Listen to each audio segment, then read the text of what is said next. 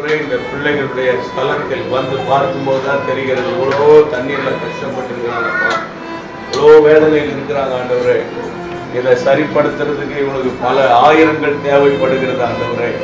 அதற்காக நாங்கள் பாரத்தோடு ஜெபிக்கிறோம் அப்பா. உங்களுடைய அன்பின் கைகளில் ஒப்பு கொடுக்கிறோம் ஆண்டவரே. இது உமக்கு லேசான காரியம், இது உமக்கு அற்ப காரியம் ஆண்டவரே. தகப்பனே, நீ சொல்ல ஆகும் கட்டளையிட நிற்கும் ஆண்டவரே.